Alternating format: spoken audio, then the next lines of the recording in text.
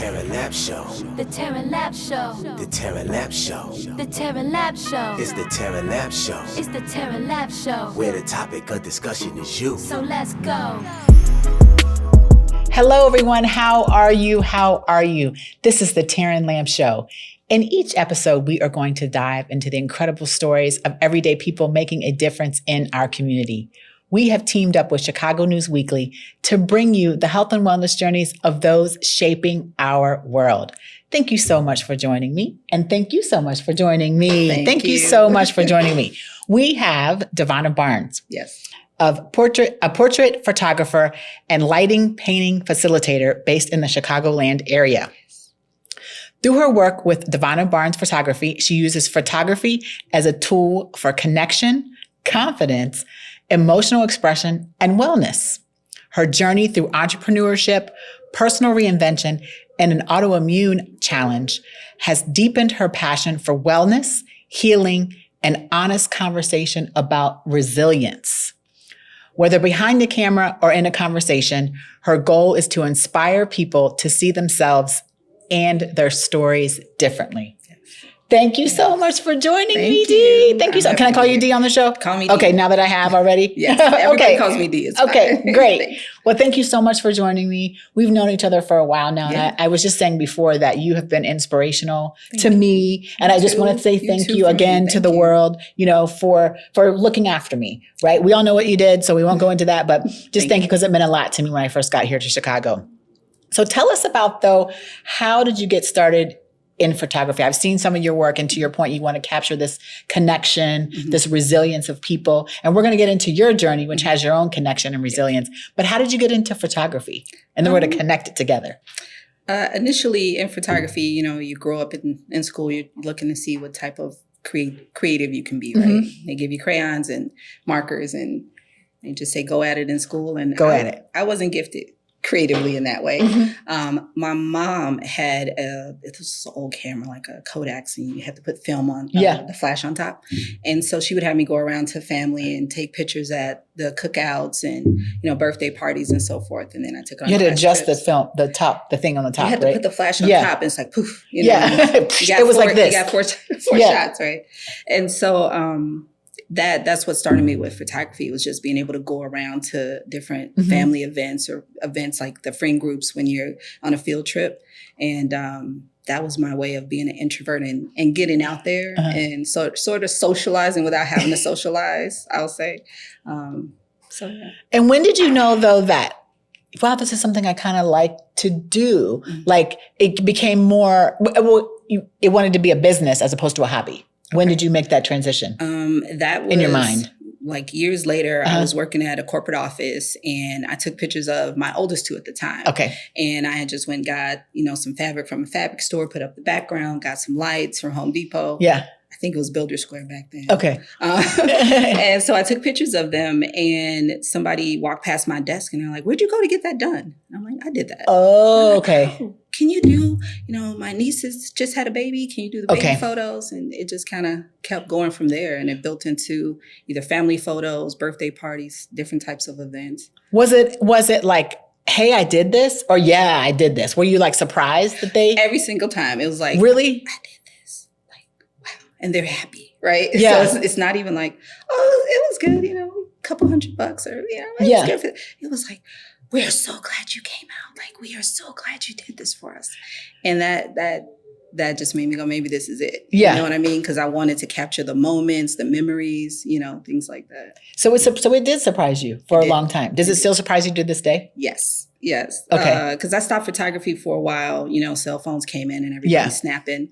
And then when COVID hit, everybody's trying to find something to do, right? So I think it's summer of 22. I was like, I'm going back to school. I want to learn studio. I want to learn a little bit more about photography. And I ended up learning a lot more about photography, you know. So now I'm like, I'm getting back out there. You know, I'm doing this. I think I remember actually in high school taking a photography class. And I don't remember all the details of it, but like we took the picture and we took film and we put it in some, but not water. But what was it? So there's It's a like film something. developer. Yeah, and you put then it in there there's to stop it from developing Yeah. and fix. So I actually took that class too. Yeah, it was way back in the day, Yes. telling my age. Mhm. Yeah, where I put that little thing in there and then you pulled it up and you put it on to let it dry out. Yeah. Yeah. So now that's that's it. That's all I got for you. Well, look, I'm an in-class assistant at the community college. We still have that. So if you want to come back and dabble, you can do that. So they still do that? Yes. Yeah. Okay. That's because there's so much in photography, right? There's digital. I don't even know. There's print, there's digital, there's so many different ways. Processing, which is different types of like lumen and there's one more like cyanotypes. So those go back even way before digital, before us. Yeah, different forms. So now let's go into your wellness journey because you did mention in your bio your autoimmune challenge. Yeah. And so tell us a little bit about that. And then I want to, after that, connect the two together. So tell us a little bit about your wellness journey and kind of what that's looked like for you as you've journeyed, simultaneously journeyed in your photography journey. Tell us a little bit about your wellness journey. Okay. So what I have learned over this last 3 years specifically is that the journey can change depending on life, right? So I found out in 2014, I had been sick off and on for a couple years. Nobody knew anything. Found out in 2014 that I had Sjogren's syndrome. Okay. And at that time. And what is that? Can you tell us what? So it's an autoimmune disorder that attacks like your moisture glands and tissues in the body. It just, for random reasons, I don't know. And initially, when I would go to the doctor and they said, oh, yeah, you have Sjogren's, but, it may cause a little dry eyes. It may cause dry mouth, but, here, just take this medicine. And I'm like, I got more than that going on. Like, it has to be something else. Yeah. So I started I took the medicine. It wasn't just like Visine. No, no. It was literally medication that tries to keep everything at bay. Yeah. But sometimes it can take it too low and then you can get sick.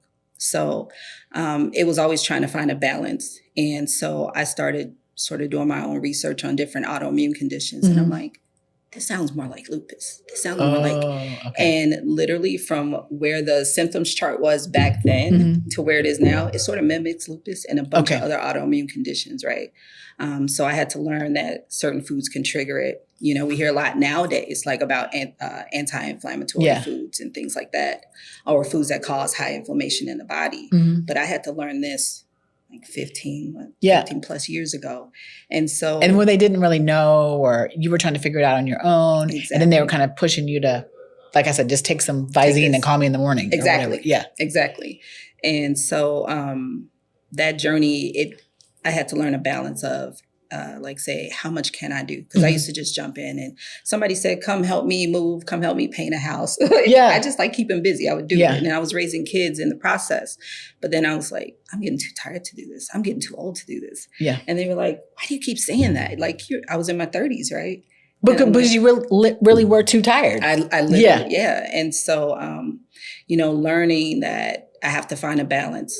I do this. And then I sit down. I don't sit down too long. I have to keep moving so I don't get stiff. And photography actually helps me do that. Yeah, I wanted to put that connection together. So now, like I said, tie it in together for us and how you do feel that resilience, how you feel that whatever it is that helps your body heal through your photography. Like when you're doing photography, what does your body literally feel? It feels a lot. Now I do have some days when I feel tired. I love studio and there's a lot of gear, in studio to move around. And you have help, you have assistants, or, I recruit my kids. One of them's here to help out a lot. But the studio helps me keep the movement that I need. You're bending, you're walking, you're stretching, but also mentally, because you're trying to be creative. Like, what do I want to construct, or where do I want my lighting to fall? I'm connecting with people, personalities, because, like, say for instance, most headshots, it's like, you take a picture, you look nice, but I kind of want to get a shot that's them, but a little bit more dynamic, show a little bit more of that personality, whether it's confidence or whether it's I have some that are kind of quirky, but they're not on my page, but I have them. Yeah. So capturing the person at who they really are, but what they wouldn't really expect, Okay. And so feeling that I can do that, that's like kind of like the mental wellness for me.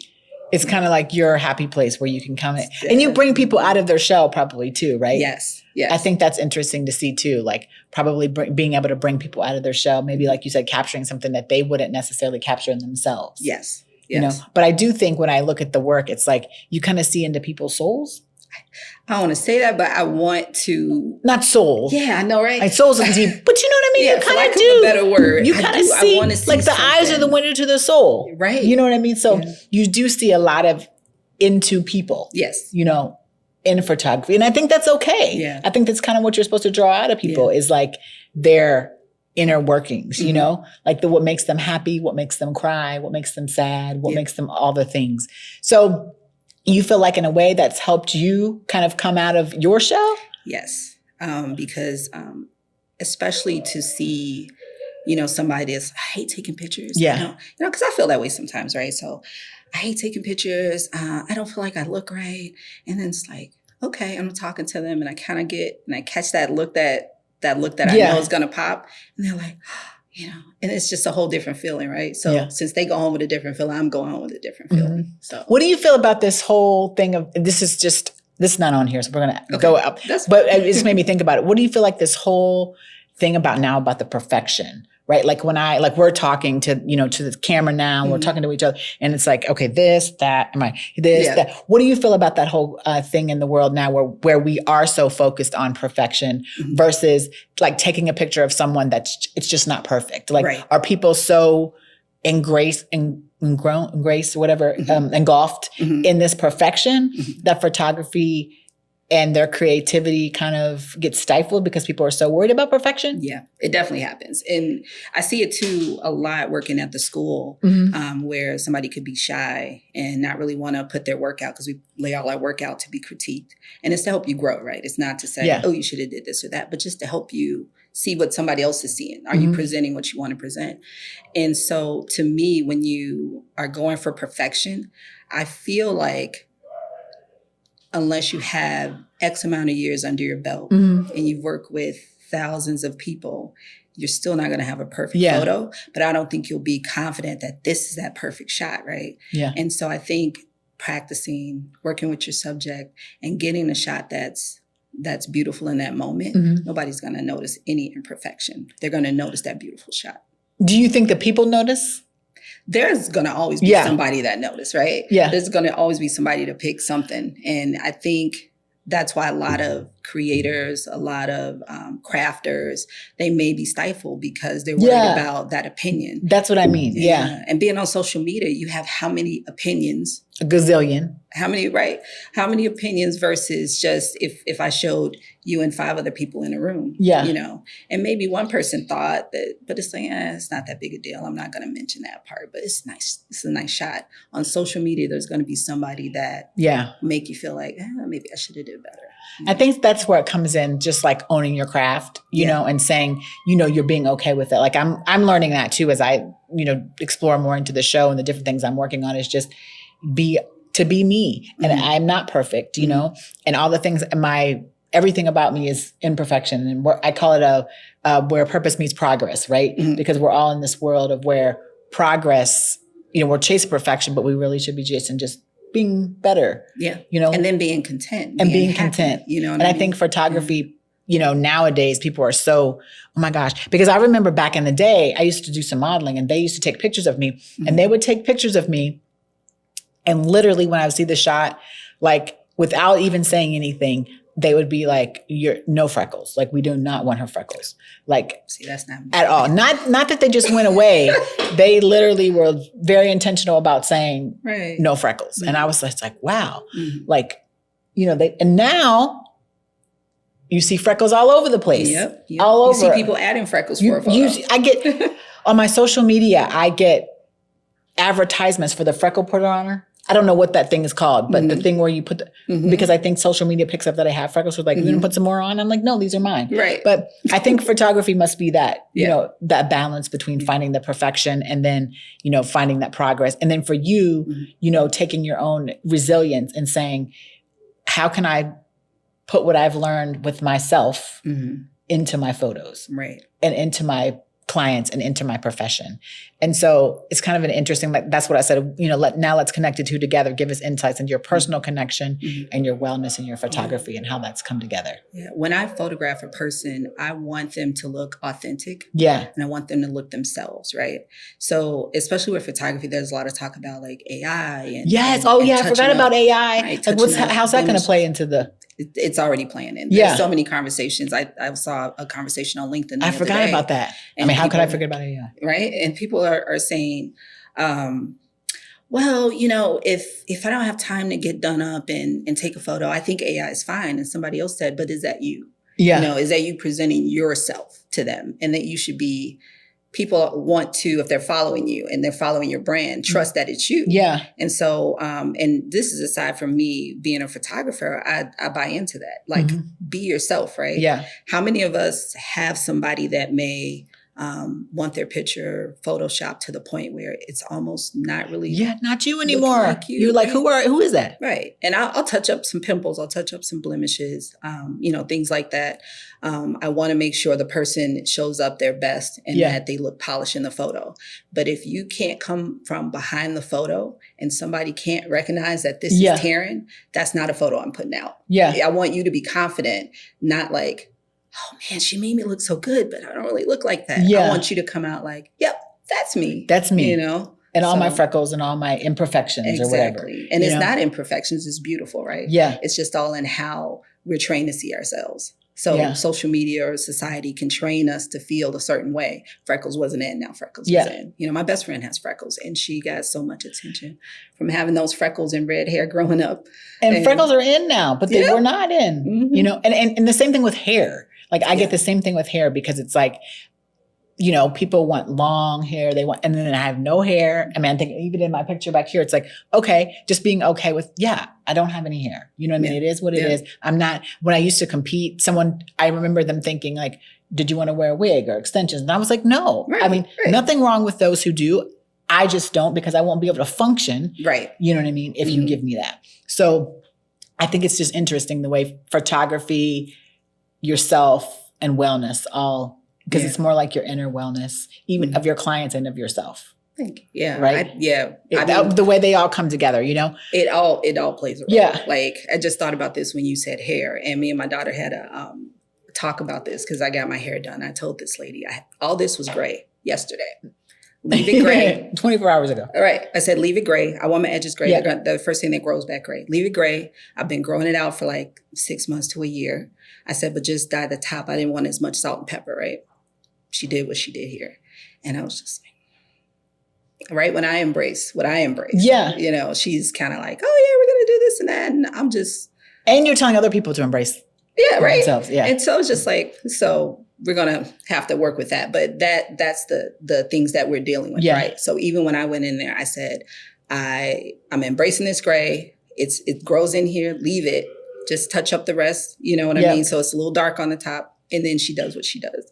And, my daughter's like, we're going to complain. I like it, but we're going to complain. But that's what we deal with. We deal with somebody else telling us what we should look like. Yeah. And that's the problem.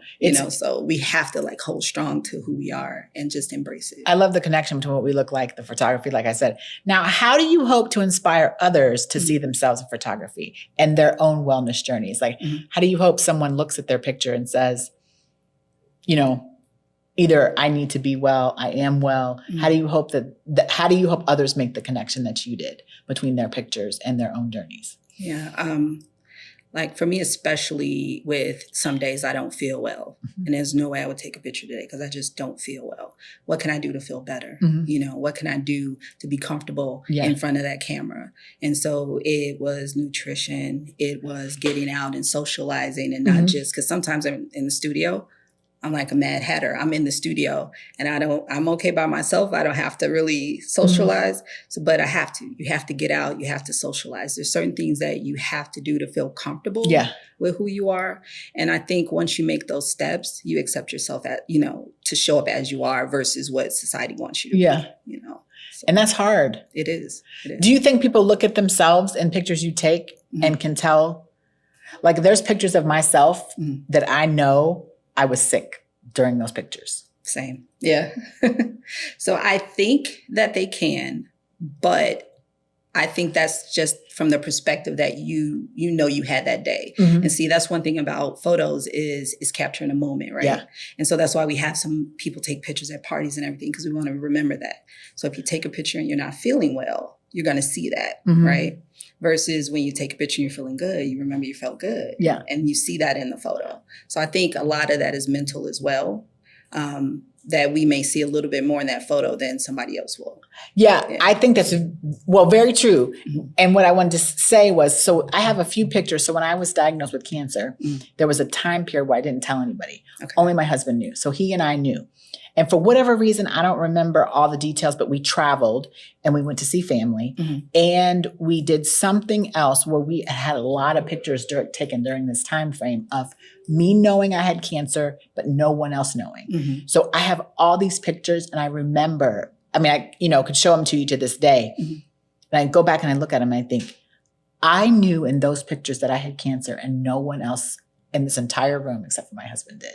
Mm-hmm. And it's just a wild thing to look at, you know? Like I could see it when I say windows to the soul or whatever, Mm-hmm. I could literally see it in my own eyes, you know, like just I was in this outer world because I was thinking about how am I going to treat and what's going to happen. But it was all in a picture. Yeah. When I look at it to this day, I can see it. Yeah. And even he'll say, yeah, you were, sick. But we didn't tell anybody. Right. So to your point, it's like my perspective of my picture was like, I was sick. Now, did anybody else know? Probably not. Do they know to this day, even in those pictures that I was sick? They probably No. wouldn't be able to tell. They probably don't know. But I do remember looking in my eyes and thinking, yeah, that was a rough time. And I remember thinking, I was smiling like this, like, I do not want to be taking these. I do not want to be, I wanted to be with family, but I was just like, what's inside of me is brewing this unwell cancer that I've got to get out. Because that's a lot, right? That's a lot to know, to experience, right? And now I have to smile in this photo because I don't want anybody else to know, right? So that's a lot. That's a lot to take in. That's a lot to smile through. And it wasn't strength in that. There is some strength in that. And I wonder, do people see like, and do you see in your work, there's strength in this. And then there's a, do I want to say a weakness or an okay weakness? It's okay. It's okay. The vulnerability to be in photography. Yeah. Right. I feel that it's definitely there. But a lot of times with us as photographers, we have a hard time being vulnerable. Yeah. Right? Okay. So you talk to a lot of creatives in general. There's that imposter syndrome, right? So it's like, am I really ready? Is this really good enough? Am I showing up the way I want to show up? And the truth is, technically, I would think you're showing up the way you wanted to show up. And there's things you can do to improve, process improvements that you can make. But sometimes we get in our head. Yeah. So the way we want to show up is that the way, like I said before, is that the way society wants us to show up or to seem, right? Yeah. So you feeling the way you felt in that moment in those photos, it's like, I can only see resilience, right?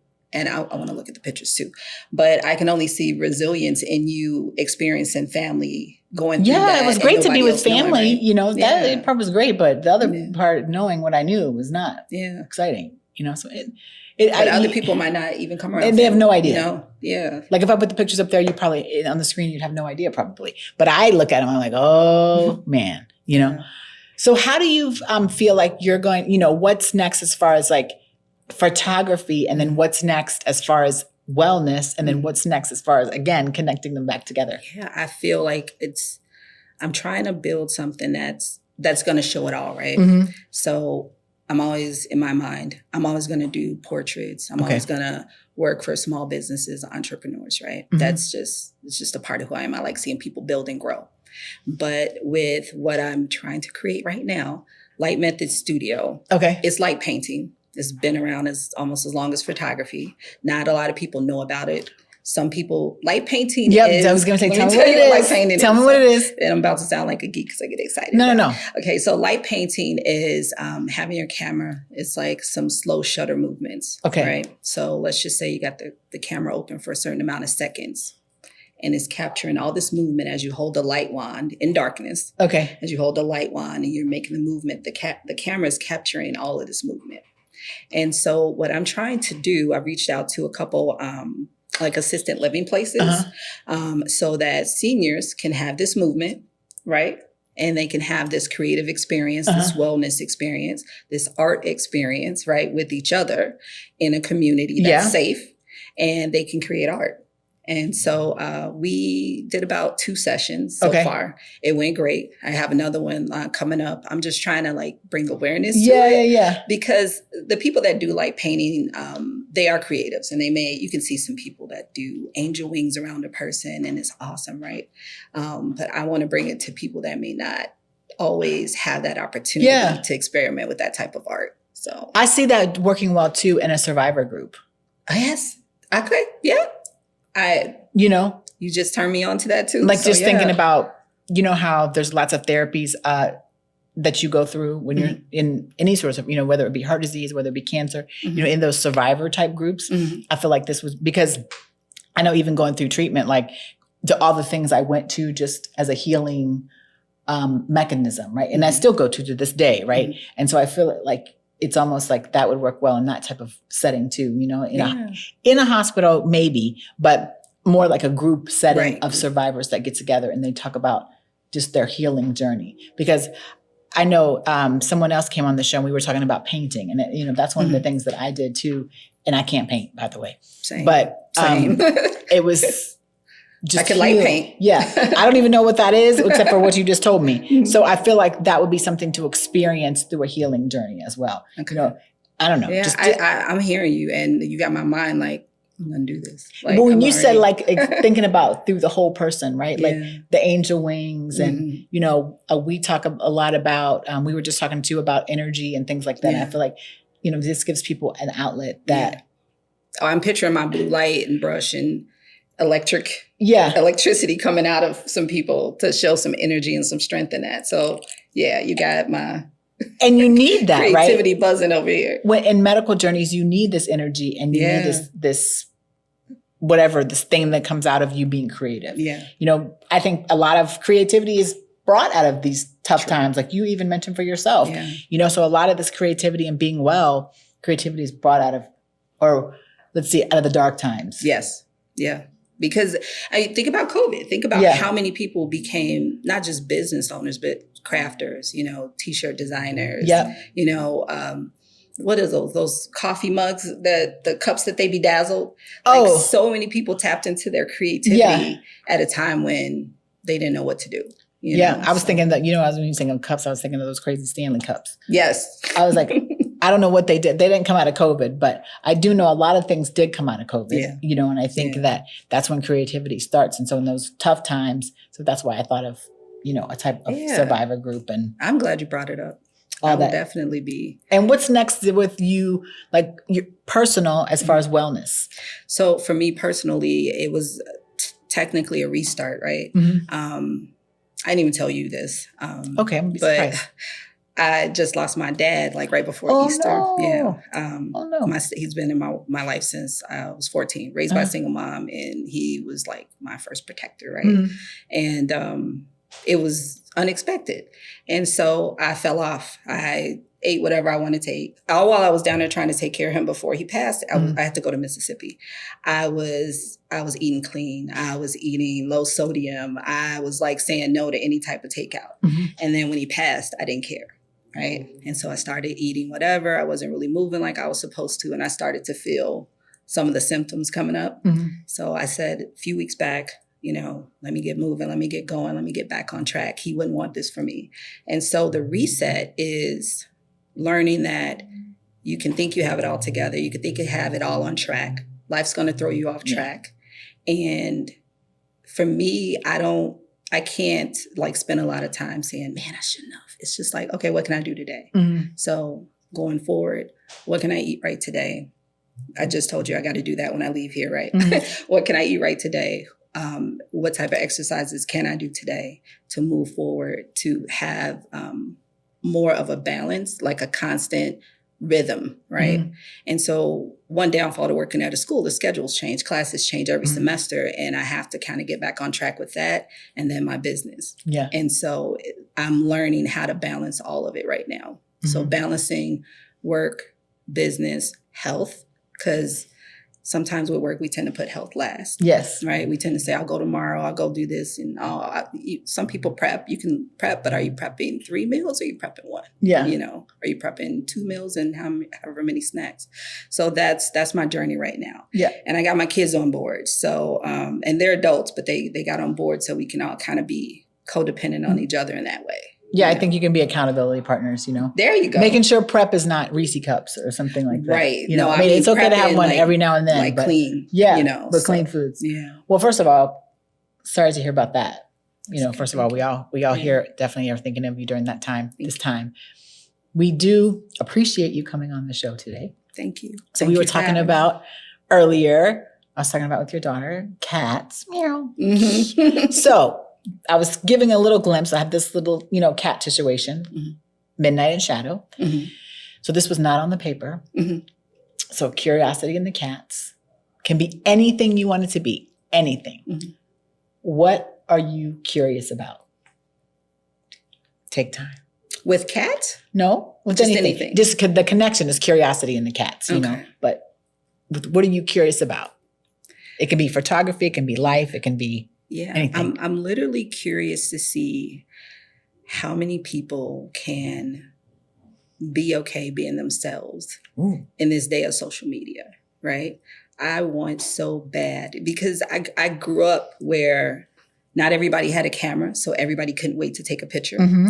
And now we're in a time where a lot of people are taking pictures, but they're doing so much planning to take a picture. I can't wait to see a time where I'm curious if we can get there, where people are back to just enjoying the experience of being together. Yeah.